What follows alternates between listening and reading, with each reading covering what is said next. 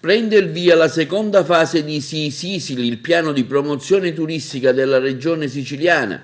I turisti infatti potranno decidere di organizzare la propria vacanza in Sicilia usufruendo dei voucher gratuiti messi a disposizione dal progetto. Basterà cliccare sulla pagina www.visitisicily.info Sicily e contattare uno dei 350 operatori convenzionati tra agenzie di viaggio, tour operator elencati sul sito per poter ricevere una notte gratis in più ogni 2 pernottamenti acquistati.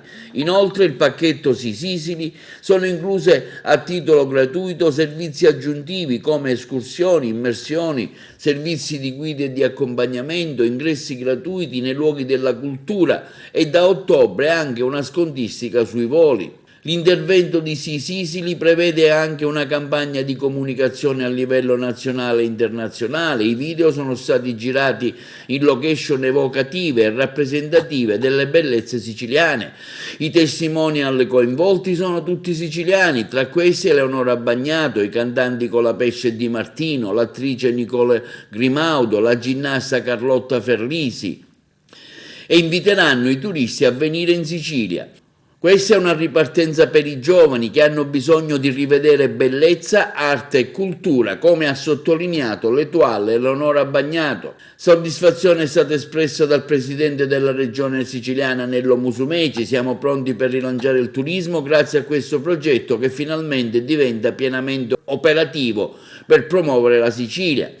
Anche l'assessore al turismo, sport e spettacolo Manlio Messina afferma come con un investimento di 75 milioni di euro puntiamo a rilanciare il settore turistico dopo un anno reso molto difficile dall'emergenza sanitaria Covid-19. Parte questa seconda fase del progetto di promozione turistica Sicily che vedrà la Sicilia protagonista a livello nazionale e internazionale.